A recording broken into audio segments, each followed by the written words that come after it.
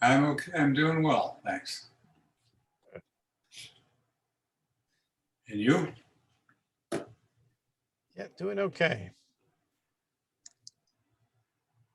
Hi, Heather. Hello.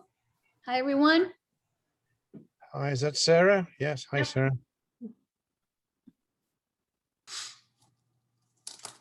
I don't recognize the phone number. That might be me, David. 1969 to the last four. Yep. That's John John Eric. Eric. Yep. Yep. Hi, David. How are you? Good. Hi, Julia. Just for everybody's, Sorry. Hi. I just renamed John Eric just for everybody's convenience. Okay. And Stuart. Stuart, are you there? You'll have to unmute on your end. Hello, I'm Stuart Lytle. How are you? Hi, Stuart.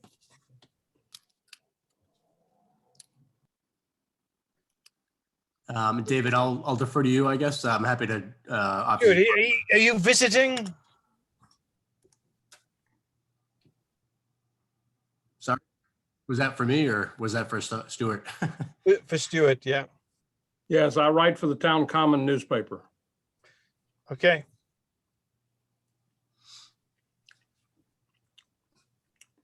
I think we can. Hi, Barry. David, how are you? Excellent. And I think everybody else is doing fine as well. Good. We all give a little wave and make sure we're doing fine there. Great. Okay, Andy, should we make a start? And first agenda item was the Newburyport Plum Island MVP presentation and the upcoming schedule. Julia, are you going to do something on that? Well, hopefully you've all received already a notice about this public meeting on Monday, 24th. Right. This is the flyer that you're seeing right now that was sent out with links to the information about the dates and the link to the website to connect. So. Right. Right. So this will be the first of two public meetings that we're having related to this project, this MVP grant funded project we've been working on with Newbury.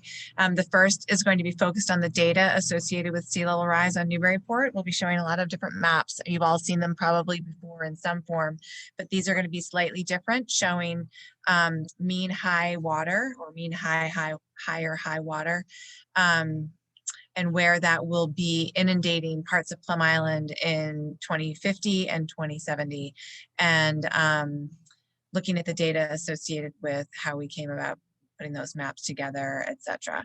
And so highlighting areas of the island that are most vulnerable to sea level rise in the future. That's the main focus of the first meeting, as well as a background on Plum Island and a background on the project itself. And then it'll be followed up with a second public meeting on June 3rd that will look at the study that's been done by Camoin and Associates on the fiscal implications of sort of a fiscal and economic impact analysis of Plum Island itself, and then scenarios related to sea level rise on Plum Island. So essentially how the sea level rise impacts to the island will result or may result in changes to the fiscal and economic situation for both Newbury and Newburyport. So it's going to be very interesting and very full of content kind of public meeting. You'll have to like really wear your thinking caps for that one. And then there'll be discussion at the end of each of these public meetings. There'll be questions and discussion and plenty of time. So we're hoping that everyone will be able to come. We're hoping that as many people as possible, both on the island and within the two communities, will be able to attend and listen, because our main goal is for people to just come away with an understanding of the reality that we're looking at with Plum Island. What we're going to be facing in the future. It's been easy not to pay attention to sea level rise up until now because we really haven't seen much of it. And, the amount of sea level rise out there has been so small that we haven't really needed to even measure it, but it will be changing dramatically in the future. And that's what we're hoping that people will understand. Right. We've got Donna on the line and Jane on the line. Is there anybody else who needs to introduce there? And Donna, Jane, just so you know, we have a member of the press on the line as well.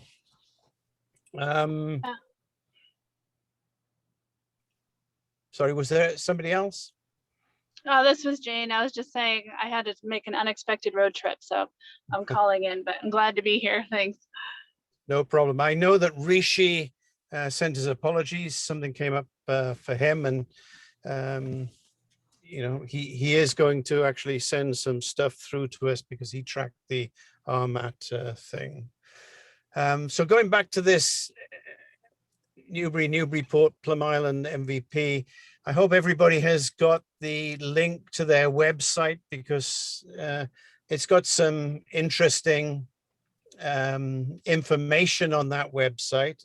It's got a very good resource library. I thought they'd done that very well, and of course, I think that we need to stress that this, although this is a Plum Island focused project, the implications for all of Newburyport are pretty significant because there's a cost benefit analysis, and the same factors that impact Plum Island will also impact other areas of the site, of the city. Anybody else got any comments on this? Julie, I have a question. This is Sarah. Is it totally related to sea level rise, or are they also addressing the current erosion problems? It's, I mean, clearly there are current erosion problems out there, but those erosion problems that we're seeing right now are not directly related to sea level rise. Those are related to storm surges and other factors associated with the jetties and just essentially the nature of the island over time, which is that certain areas get beat up by erosion and other areas don't.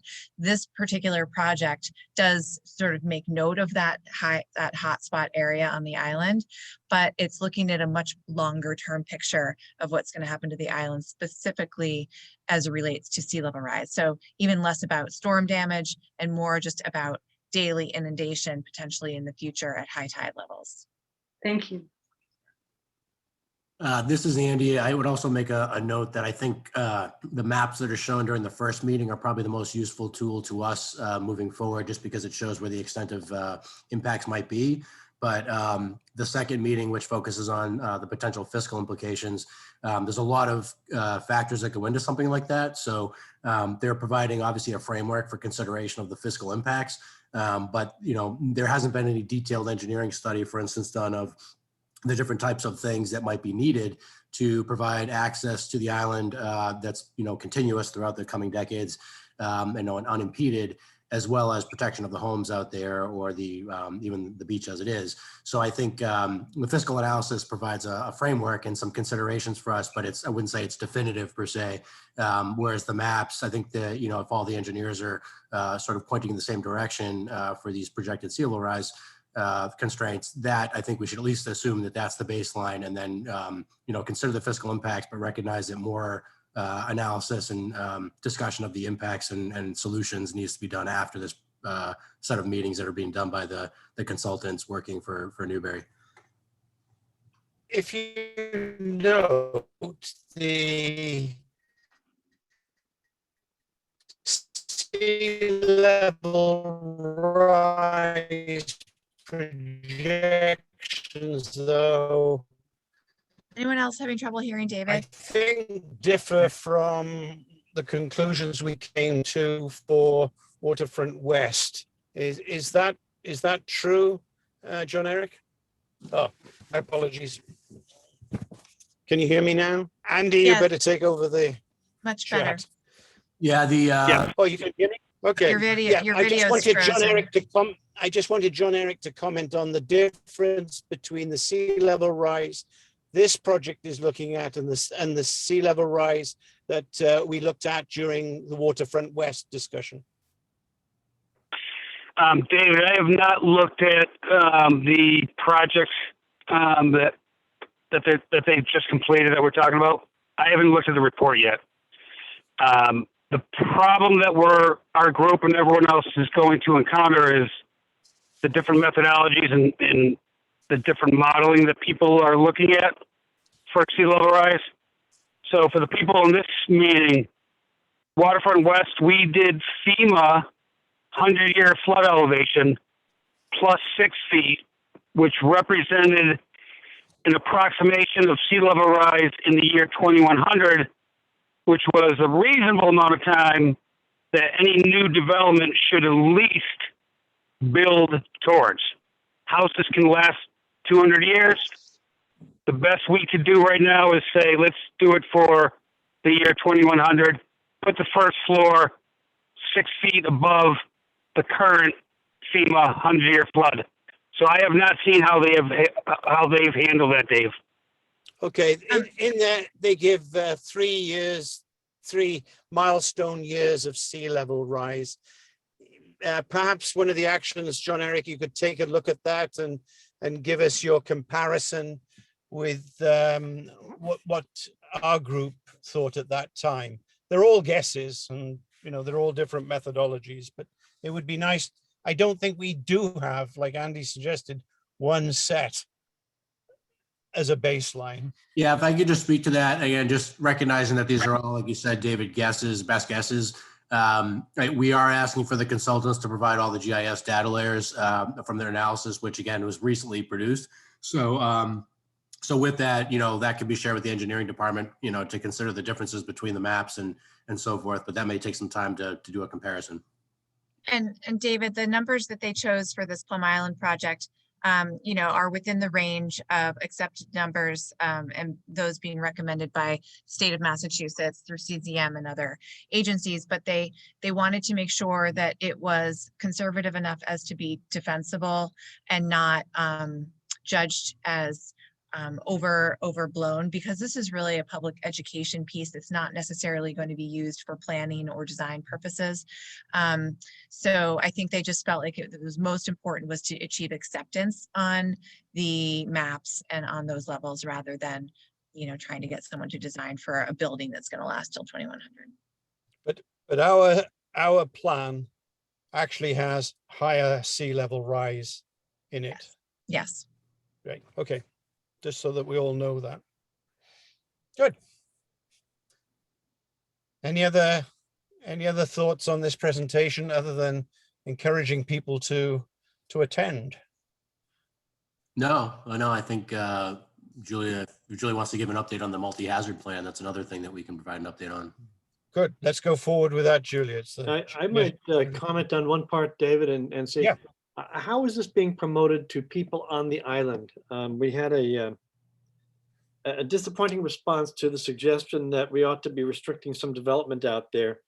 And, I guess I'm always surprised when people respond that way, but maybe I shouldn't be. I think this is particularly important for them to think about. And how can we maximize the attendance of people on the island? Is anybody giving any thought to that? Yeah, we've posted the meetings on the city calendar. As soon as the dates were confirmed, we posted on the city calendar the public meeting or the meetings, which are, more or less public, even though they're being done by the consultants for the town of Newbury and working with Newburyport. And so they're on the city's website. We did send out some email blasts there. I think, if I'm not mistaken, Matt Coogan from the mayor's office was working on the Facebook end.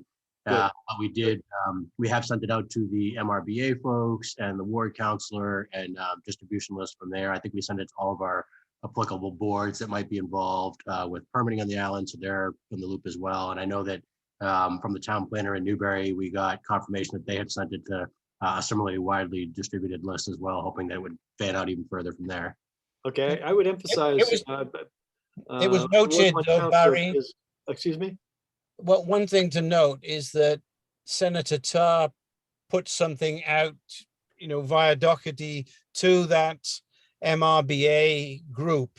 Yeah. And they usually respond, that's where I think that Plum Island residents will pick up direction. If that group says, you should attend this, I think that that's probably going to get a significant input. Sorry, I cut you off. Yeah. Excuse me, but I think I was going to suggest, though, that we emphasize the Ward 1 counselor who has a pretty good list and seems to turn out large numbers of participants at the drop of a hat.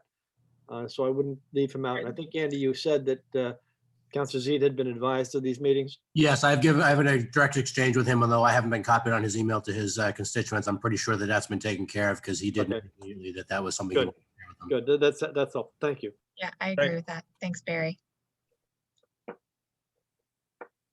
Okay, the multi-hazard mitigation plan.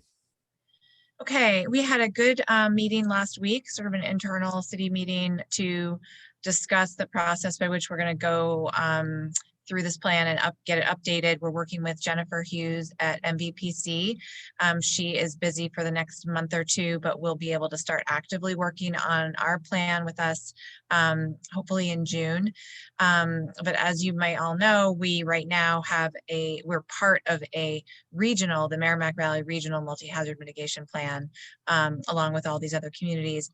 We need it to be updated so that we can be eligible to apply for FEMA grants this year. We're hoping to get a FEMA grant to do some home buyouts actually on Plum Island. But in order to be eligible, our hazard mitigation plan needs to be up to date, which it wouldn't be if we had to wait to have this regional plan updated with the group. So we're pulling our piece out of the regional plan and we're going to have a standalone multi-hazard mitigation plan, which makes sense for the city anyway, because, you know, there are a lot of differences between us and some of these other smaller towns in the region, and even some of the much bigger towns in the region like Lawrence and Haverhill. So we're unique in that way. Plus, we've already done our resiliency plan. We have the master plan updated, and we have the updated data that we can use to feed into our own plan. So when we had our meeting last week, we went through the Newburyport sections and we talked about who would update which sections and provide that information by June 4th back to the committee, so that we can get sort of an updated draft, sort of track changes, draft document to Jennifer when she's ready to start with us. That way we'll be able to hit the ground running and we'll have a head start on the whole process. And Jane is the volunteer member Yes, of right. our committee that's representing the Yep, volunteers there. Exactly. Yeah. Super. Well, speaking of which, let's move to Julia again. Okey-doke. The resiliency brochure. Yeah, the resiliency brochure is, it needs some more work, but we've got a really good start on it. It's now, we've got the format drafted. We have some good graphics. This is Andy's showing you sort of the inside couple pages. It's going to be, if any of you have seen the Plum Island brochure that we put together a couple of years ago for, hold on. This one, Keep Plum Island Beautiful, it sort of opens up. There's some information in there and then it opens up again and there's more information in the middle. That's the same format that we'll be using for this one. Bill Goff at Mechanica, based in Newburyport, is helping us with it and he's been doing a fantastic job. So yeah, this is the format as Andy's sort of showing you. It's called like I forget what it's called, the storyboard fourfold design. On the outside cover, sort of page 1 is just going to be an introduction with a really good graphic of the city. And it's going to say Newburyport Resiliency Plan 2000. Actually, I don't think we're even putting the date on the front page, are we, Andy? That's we want it because obviously this brochure is probably going to be valid for a longer period of time than 1 year. So Right. We don't want it to feel outdated as soon as it is issued. And then this is you'd open it up and you'd see these 2 pages, which would just basically be presenting the climate change hazards that we're facing. So this comes right out of the executive summary of the resiliency plan: rising sea levels, extreme precipitation, devastating winds, and severe temperature change. We sort of tried to boil the hazards down to 4 main hazards. And then we've got some basic statistics and data on each of the hazards, and then like what are the consequences of those hazards for specifically Newburyport. So that's sort of like giving just a very big picture education about climate change in Newburyport. And then you would open this up again and you'd have 4 panels, and each of those 4 panels would again be about each of these hazards, but instead of just the facts about it, it would be what we're doing about it. So here's what Newburyport is doing. Here are the recommendations from the resiliency plan. Here's what we're working on. Here's what we've already done so far for each of those 4 categories. And again, with really nice graphic of the city's waterfront kind of across the top, spreading through all 4 panels. And then the back page would be a little bit like where, yeah, there you go, Andy, that's fantastic. Yeah, So this is just the template where he's fleshing out some details for us, but this gives you a sense of how nice it's going to look. It's, you know, it's a marketing element to make sure that the information we're all aware of is more familiar to people in the community, right? And they can be aware of it and weigh in if they want to. Right. So these are the kind of like the categories of how we're going to be handling these climate change impacts. And this is, as you can see, it's sort of just all gibberish down below because we are working on the content and text to give to Bill so that he can fill that in. Julia, this is Donna. It looks really good. Thank you. And Andy, I think you've done a really nice job in terms of layout. Are you going to the larger scale brochure? Right, you recommended that, and we talked about that internally with Molly and Andy. They weren't so sure about the bit. We were debating it back and forth, and we haven't spoken with Bill about it yet. Andy, do you want to kind of give Donna your perspective on the size? Yeah, we were going to talk with him about that. There's pros and cons to both ends, partly due to the way that it would be laid out a bit. But we were going to circle back with him and find out, you know, the relative differences, whether it be cost or because it slightly adjusts the way that we would do the layout. Right, and it looks good. I just don't want it to be like 6-point font. You know, it's like as you're trying to put so much information in there, and there's so much to talk about that, you know, I think we'll figure out if it ends up having to be the oversized like we did for the school strategic plan. I think it looks really good. It's really sharp, and you know, we'll deal with the cost or whatever, but just keep me posted on what you're doing, and just keep that in mind in terms of font size. I agree. I think even if we go with a slightly different overall size of the pamphlet sort of folded, even if we make it larger, like you said, Mayor, so that it's more legible, even if it's not quite the same dimension as the prior one, that way you can keep the same sort of layout, but increase the size of it. So either way, we'll sort that out with him. Sounds great. Nice work. Thank you. In terms of the text, is that all set up now and it's done because you've taken it straight out of the plan, or do you need volunteers to run through it? Well, Julia and Molly and I are all taking a look at it, so I think I believe that we're all set as far as having a proof of the content that's in there, but we could certainly circle back. But we have 2 people already looking at that with the consultant to make sure that it captures things adequately and in the most simplest, you know, common sense terms to folks so that who aren't familiar with the terminology we might use in our plan. But I think this is, again, but this is coming out of the, you know, the resiliency plan and the multi-year work that we've all done. And I think that this committee should have, you know, sort of the final sign off of it, if you will. Sure.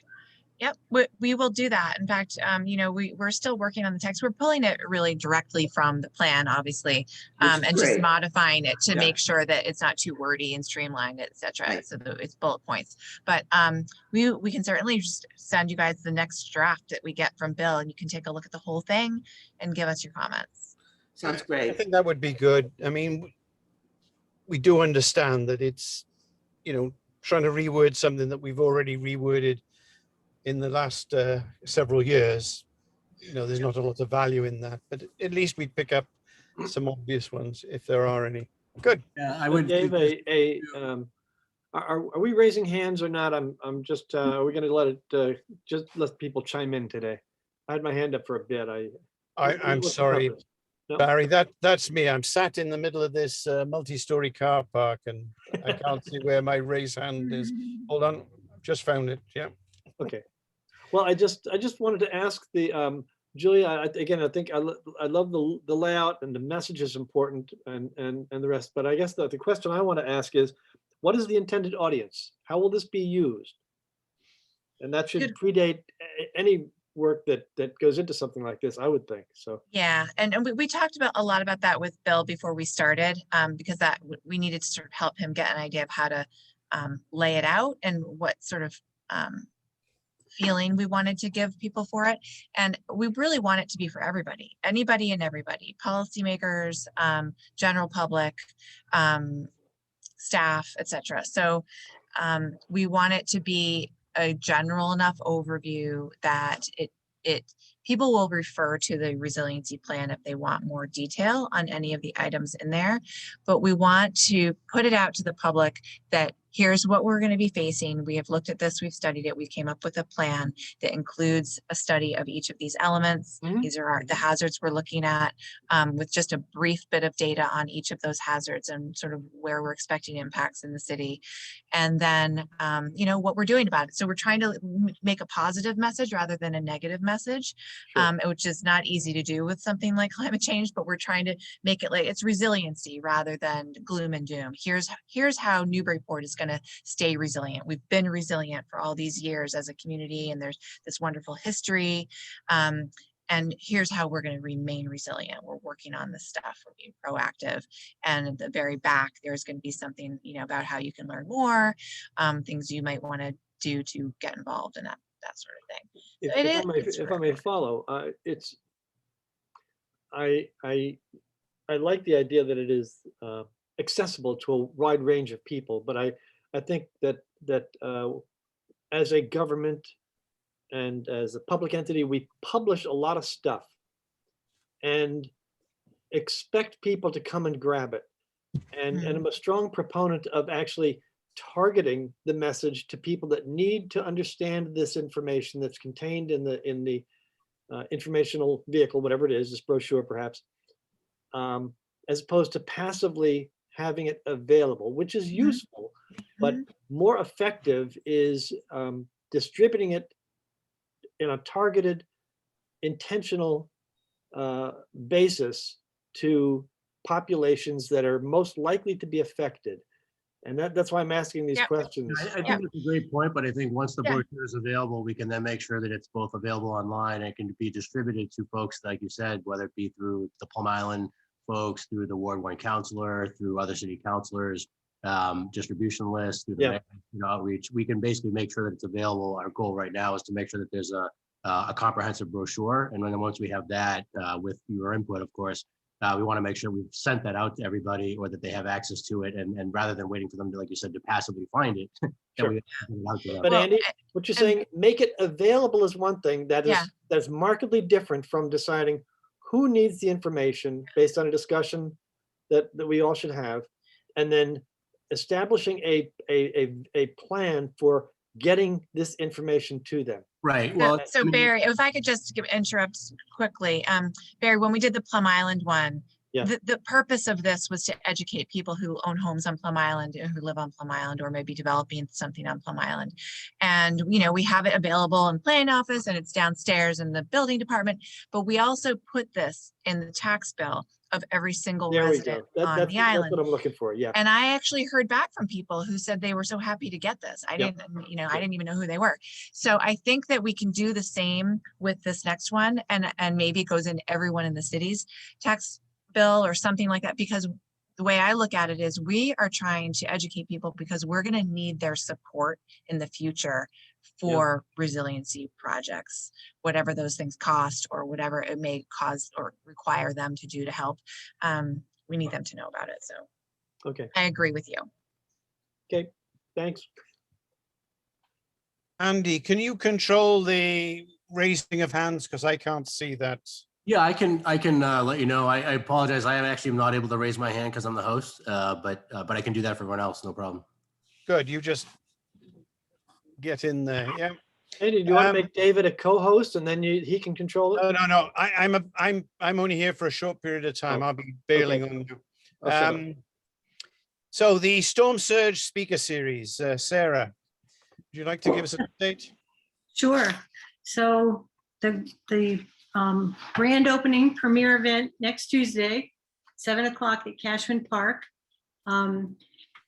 Oh, thank you for putting up the brochure, Andy. Our Reservoir at Risk, the Merrimack and Artichoke is the title of it. John McCone from the Merrimack River Watershed Counselor will be the lead speaker. And then we have a panel of 3 additional people, including Mike Morris, representing the authorship and co-chair of the resiliency plan, to be able to make sure that any specific questions are tied back to the resiliency plan. We've worked with John in developing his presentation to reinforce that we're looking for him to communicate data from the resiliency plan itself, as well as, you know, the context around it in terms of climate change and what's going on with the general health of the Merrimack. So we think it will be a really good opening presentation. Mayor Holliday, I think you're going to be able to show up and say a few words at the beginning, if your schedule permits. I know that. Yes, unfortunately, the city council has a meeting, and so I'm sort of juggling being in, you know, as usual, multiple places at the same time, but I will. Could I just ask a favor? Because I've asked this to another person who sent me to Sheila and asked, Mike is not the author of the resiliency plan, and please stop saying that. This was a multi-year team effort.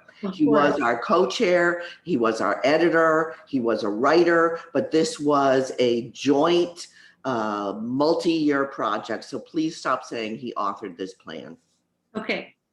Yeah. Thank you. It's just a minor point, but it's important for all the people Sure. who worked on this. Yep. We will reinforce that as well. So I think it's great that you're doing this. I think it's, you know, again, that. bring the information back to the public so that, you know, we can begin to start these meetings again. The logistics are coming together really well. Lisa Reed has been amazing in terms of the Park Service giving us support and helping to get things set up for this to be an outdoor event. And the weather looks like it'll be decent on Tuesday. So we've got over 58, I think, as of lunchtime today, people already registered, and we haven't had it yet in the Newburyport Daily News, which is usually a big source of you know, people registering as well. So things are going well. And then they continue on a monthly heartbeat. The next one is the end of June with focus on neighborhoods and flooding and drought. So it's a quick overview. Wonderful. That's great, Sarah. Thank you. You know, the way that you've tied in the whole series into the resiliency plan is terrific. It's really adding something to the resiliency plan. Thank you. Yeah. Well, one other thing I guess I could mention is there will be a coverage on Local Pulse this week too. Good. Okay.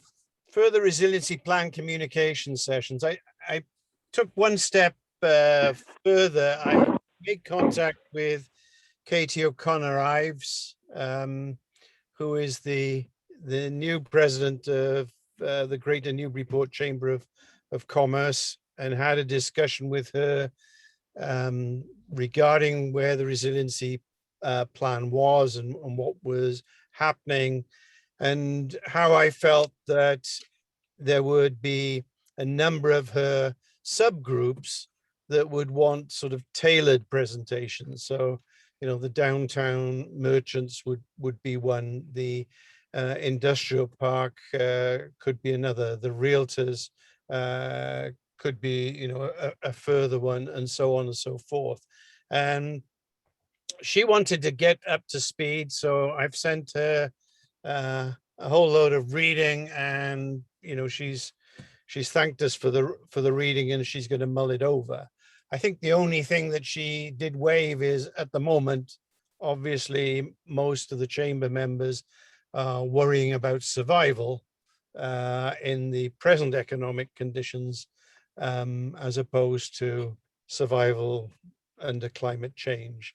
But at least I think we've got her thinking about it as an issue.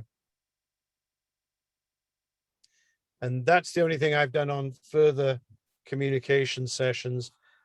Open to other suggestions.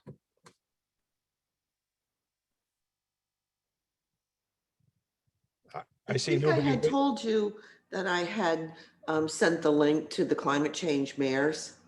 Yes. And Yeah. I haven't heard back, and they're switching from monthly meetings to quarterly just because of the amount of attendance that's happening across the country for climate mayors. But they had said at some point after, you know, things settle down that they would reach back to us and ask us to present. So I'm hoping they will. Right. And, you know, right now with the Storm Surge Speaker Series, with the Plum Island project, I mean, I think we're attracting attention. We seem to be, at least every other day in the daily news, there seems to be some reference to climate change and resiliency planning. So, I mean, I think it's getting the attention, but this is a marathon. You know, we've got to keep it going and keep it up. Okay, well, speaking of actions, infrastructure projects, John Eric, you gave us an update last month. Can you just sort of indicate any changes and what's moved forward? Certainly. So there hasn't been many changes on our end. The biggest change has been in the city council and mayor's department, getting the CIPs, the capital improvement projects, funded and approved, or discussed and approved for the next fiscal year. So I'm only going to touch upon a couple big items, the biggest CIPs, and then I'm going to defer to the mayor as far as the absolute status, because there's a meeting 2 days ago that I did not attend. But for this group that's listening in this meeting, we really have two main projects that are of the most urgent. One is the Lower Artichoke Reservoir Dam itself, and we're currently working with the Concom to install a foundation, a stone foundation on the reservoir side of the concrete spillway. So when we are forecasted with a hurricane, once that is built, it'll be at the same level as the spillway. Once it's built and we have a forecast for a hurricane, we'll send out the troops and put in some sandbags. They manufacture large sandbags, so it should be a quick install. And that's temporary until we can get a more robust, resilient dam in the future. So that's going to be like a 5-year project for design only. And that's basically raising the dam, because the dam right now is 3 feet lower than the existing 100-year storm elevation, FEMA's 100-year. So essentially what I just said is we have in the CIP the dam improvement project. That'll be a design that's going to be long-term. So we need to find some money for that. The second big one is a raw water line from Indian Hill.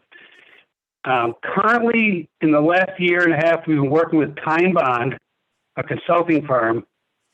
We hired them to update our Artichoke watershed, our Artichoke watershed plan. And it's kind of a master plan. That was done in 2004. We hired them to update it to add resilient items. As part of that, the dam that I just mentioned is one of them. What's coming out of that work is the strong need that we found of we need resiliency and we need flexibility of combining water sources from the Indian Hill to the upper reservoir to the lower reservoir. Essentially, it's going to be a raw water line from Indian Hill Reservoir down to the other two. So that is something that we have in a CIP right now. I don't know the status of where it went a couple days ago, but we do want that to continue in the CIP process so we can start the design for that. And the reason for that being called resiliency is mainly because of heat, the algae blooms we've been experiencing. Once we have that in any one of the three, if there's a bloom in any one of the three, we can open valves and start sharing water supply to provide the city with, nice clean water. So that's the summary of that. There's a number of other projects that are in the CIP. I'm not going to bore people in this meeting because it's not that urgent. Those are the two biggest resiliency things. But Mayor, do you have an update from the meeting the other day with the City Council on the CIP for those two? Not to put you on the spot because I know that I didn't plan on. Oh, trust me, I was there for hours. Yes, it was a long meeting. Yes. But they did finally approve. They call it a resolution because they're not actually providing funding. Those funding projects that are for this year are going forward into their packet for their next meeting next week, which are, things that a lot of the things are technology, equipment, vehicles.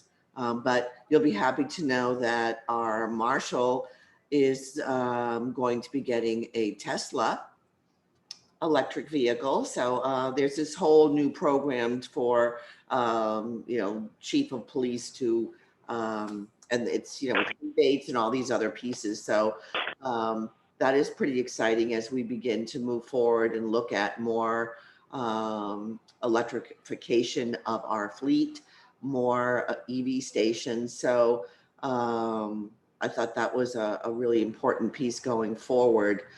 In terms of other major capital plans, right now, we're waiting to see what's going to happen with the president's infrastructure bill. And we're also waiting to see when the ARPA money drops in the state. This is the next stimulus money. We, as a city, are supposed to get 5.3 million over 2 years. But again, the use of this funding is very, very restrictive. There is some water and sewer infrastructure you can do with this, but we're anticipating, and we've been told during the initial, because the U.S. Treasury regs just dropped last Monday. So we're waiting on further guidelines and direction, because we're told that don't just jump and spend your individual allocation to your community right away, because with $8 billion coming to the state, we can anticipate they're referring to it as a lot of buckets and a lot of other grant initiatives that will be available to communities. And so, I'm pleased to see that the wind farm is going forward. So we do have a state that is moving forward on resiliency and projects. So the development of the MVP program, I think, is a really strong example of their commitment. And, so we'll wait and see what happens with that. The earmarks, they're calling them something different now, so I'm saying them in quotes, are coming back to Congress, and they are limited, though. The one for the House through Congressman Moulton, we put in for a cost share of the bulkhead, which is really in tough shape, which holds up our boardwalk, has a lot of holes in it. We did half of it probably 7 years ago, and we need to do the second part of it, phase 2. And the other piece that we're working with, had a call with Senator Markey and Senator Warren's staff today about the Senate side of Congress and their earmarks. And we're looking at putting money into the spur for a study for the Army Corps of Engineers so that they can put the spur back, which they didn't rebuild when they rebuilt the jetty, and look at the weir and really look at the DCR contracted resiliency plan or sediment plan. So we're really looking at what we can do to try and add another layer of protection to Plum Island in terms of fixing the jetty. So I've reached out to the Army Corps asking them if they could please give me some costs for the study and design of that project. So those are really the updates with capital infrastructure projects. I think there's going to be a lot more coming as we anticipate this influx of money coming to the state, as well as what's happening on a federal level. Great. Just on the wastewater treatment plant, what's the expected date for the completion of that section of the project? A week. Great. So we're pretty close. We're going to do a soft opening of the gates over before Memorial Day weekend. And we tentatively, if you mark your calendar, I will certainly let you know. But we want to have a New Orleans type brass band playing when the Saints go marching in, and do a ribbon cutting starting at Joppa. And we all march through, along the river to the other side. And that's, Jory's working on some of those plans, but it looks like it could be 4 o'clock on Wednesday, June 9th. So just mark your calendars. I will be sure to confirm that, because it would be nice to have all of you there, because this was a major, this was probably the highest funded MVP project in the state to date. So Mayor, in that regard, would you take a recommendation on a band? It was the Lowell Concert Band that we marched with 2 years ago in the Yankee Homecoming, and they were spectacular. No. This is a true New Orleans. Trust me on this one, Donna. I was with you. Great. I know he's already reached out to them. It's fine. All right. So, but thanks, Barry. I appreciate it. If that one doesn't come through, I'll remind him. It was the party band is what it was called. Yeah. Yeah, I remember. Good. And my dog's going to celebrate anyway. She can walk along that bit. So should be great. Feet tapping the entire length of High Street. Okay. I think you've covered Plum Island erosion issues, or do you want to add any more? Well, let me just add a couple more things about Plum Island, because this is all part of the major protection of the island. We've been working with Anders and GZA on the short-term protection, and the MEPA review was just finished, and they had a couple conditions which are going to be rolled into the order of conditions from the Conservation Commission and reviewed at their next meeting, I believe June 1st. So that, and the restriction is we can't do anything until after the habitat season, plover season, is over at the end of August, which what we're trying to do is get in there in September to protect before hurricane season, because there is concerns about hurricanes coming. And the other one is there was good news, because we had some issue with the CZM and Coastal Zone Management and DEP, who really overstepped in terms of the water quality permit. That is one of the major requirements for the dredge of the river, and then putting this, the dredge materials offshore and on Reservation Terrace. Army Corps was ready to walk because they were so annoyed with what DEP and CZM had written. They said that they extended beyond what even NOAA and EPA did. So they had 28 conditions. They were all addressed. They finally were able to submit the water quality report and the completed Section 204 to district office in New York for the commandant signature yesterday. And once that review happens, then the partnership plan between DCR and the city will be finished. I know that they still have, probably 8 or 9 permits that they are simultaneously working on. But I'm hoping this is continuing to move forward in a strong way, because we really do need this dredge of the river to occur for multiple reasons.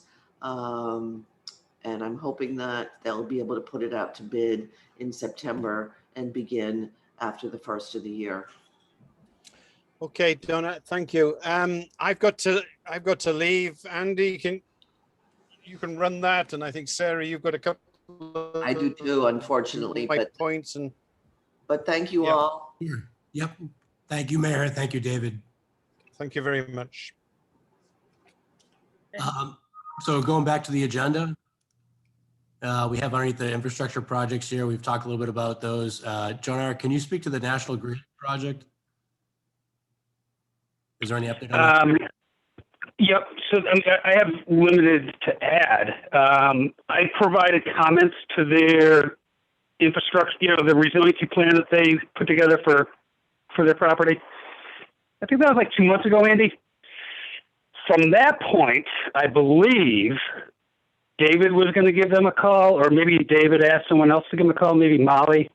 I lost track. Does anyone on the committee know who was going to follow up with Joe at National Grid? Let me follow up on that one. If not, I will take care of that myself. But the bottom line is they produced the improvements that they made to shore up the existing substation. Right. It doesn't go high enough. Right. It's not true. It's not truly resilient. That's the bottom line. Yeah. And they know that. They know that. They're just waiting. They're waiting to buy some time. Yep. And that's legit. I mean, they don't have to do it tomorrow.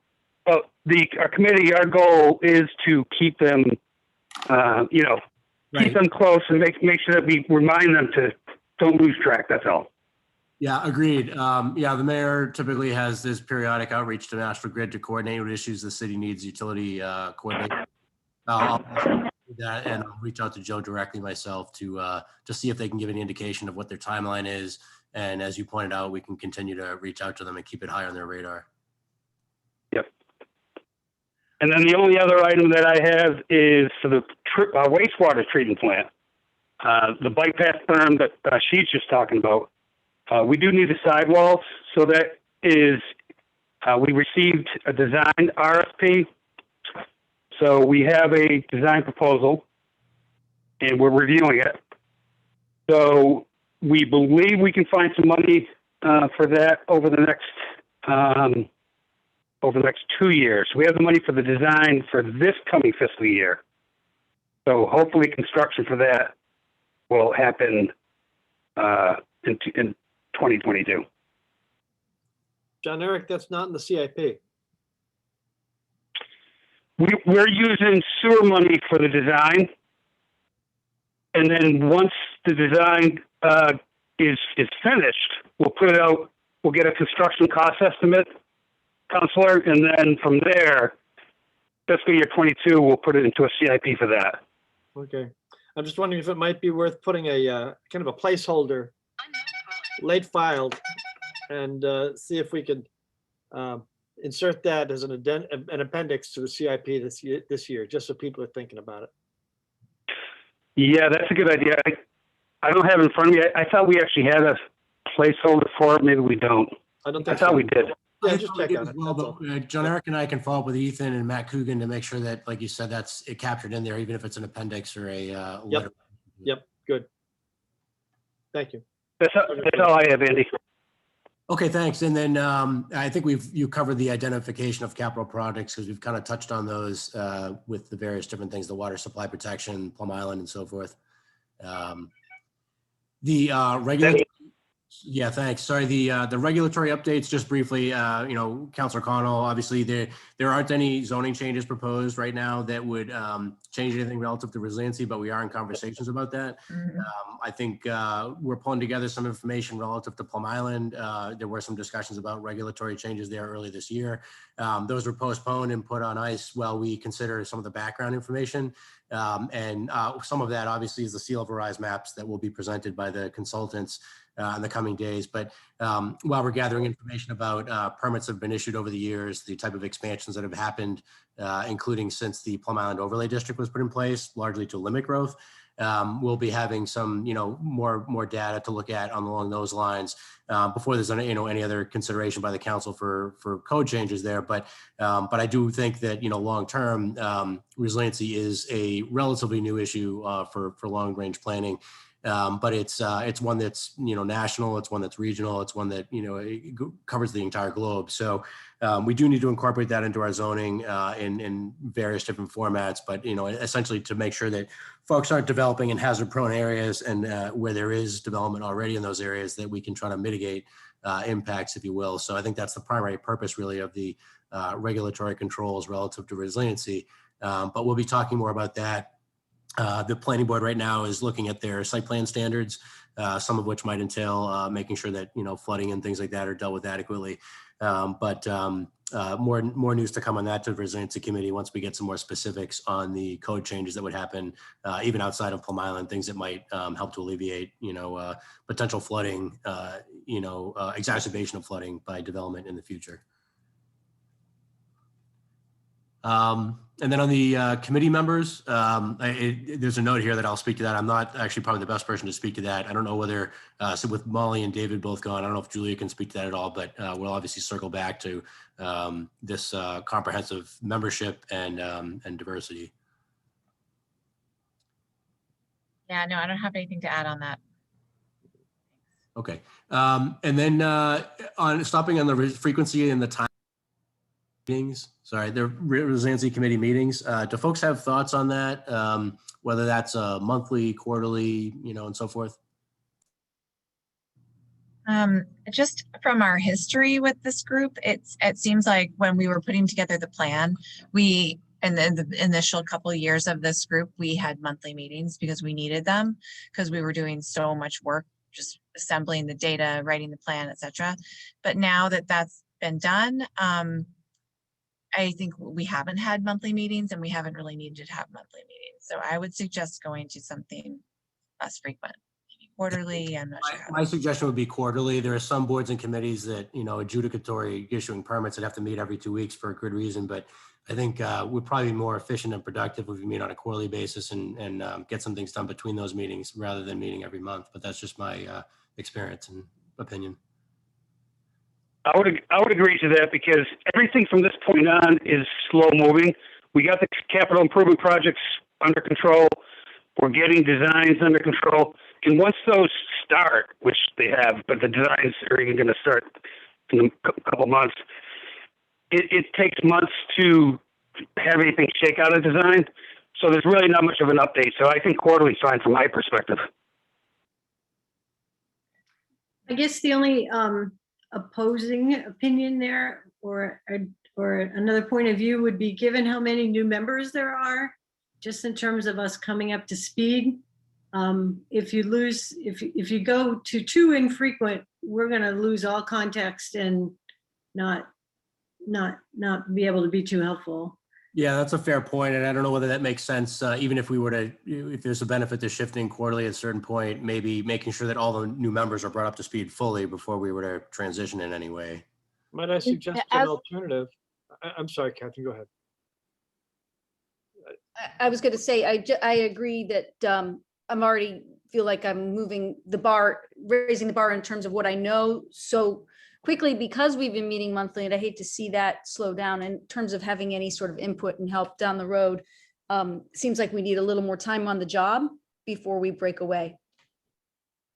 I was going to suggest meeting every second month. That's not as infrequent a meeting as quarterly, but somewhere in between. If we're not engaged in specific tasks that are real labor intensive right now. Does that make sense to folks? Yeah, would anybody object to that middle ground? And particularly, summer gets really hard for everybody. So, over the next couple of meetings, push those to a longer frequency. Yep. I would think kind of holding our own for a few more months, and then potentially looking at bi-monthly again is another alternative. Mm-hmm. I agree. I think that's a good idea, and we can circle back with David on that. But I think that does make sense to kind of meet the middle ground there. Great. Okay, and David said he would give an update on the CRS at his next session, the next meeting. So, well, that's great. Molly, on the frequency of the meetings, Molly had reported back that either the second or the third Wednesday of each month at 3 work for City Hall folks generally. So if, irrespective of how frequently we're meeting, if that still works for everybody, we probably just stick with the same time because we know it generally works. If that, anybody disagree? That's fine for me. That's fine. Okay, great. And then on the resiliency action plans, we actually, this is something I think we should follow up on our next resiliency committee meeting, but reviewing the resiliency plan actions and priorities and then modifying or confirming, the top priorities.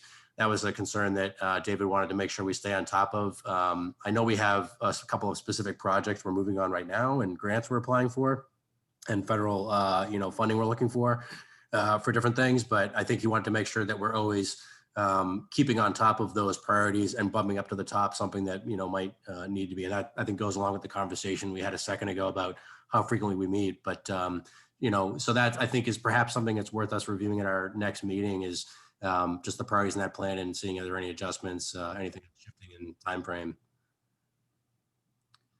Andy, just another suggestion along that point. Maybe it would be worthwhile to have a interim meeting with the new members and go over those action items, just in terms of bringing people up to speed. Yeah, actually, it's funny. I actually wonder if it makes sense to almost do a comprehensive overview for all committee members at the next meeting, so that there's continuity in the conversation and the review of it. Yeah. Anybody have thoughts on that? I think it's a great idea. Yeah, I think that would be good. I do too, Andy, and it'll remind the others of us who've been on this for a while that what we need to start looking at. Yeah. These projects. Okay, so let's assume that at the next meeting we'll also cover a recap of those, and we can elaborate and expand as needed. But at the next meeting, let's review that. I think that'll help to bring everybody up to speed, and we should try to make sure that if we have any gaps, we can follow up with anybody who couldn't attend, but make sure that we've gone over it with everybody. The emergency vulnerability for Plum Island. I don't know, Julia, if you want to, we obviously talked a little bit about that in terms of the jetty project. Obviously the mayor is working hard to try to get money, an allocation for that, but do you want to add anything to that? I don't really have anything to add. I mean, other than what we're doing, which the mayor talked about at Reservation Terrace, the other emergency issues that would come up out there, we might need Chris to discuss, but we really have one hot spot of erosion right now, and we're addressing that one.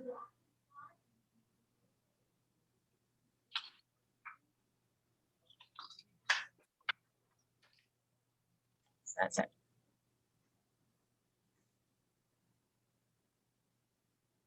Have we lost someone? Did we lose you, Andy? Oh, sorry, I was. Oh, sorry. Apologies. I typically mute out of reflex and I forgot to unmute. Yeah, okay. Yeah, so just we should confirm our next meeting date, and I just wanted to open up if anybody else wants to offer any other updates that we might have missed that are worth noting for everybody.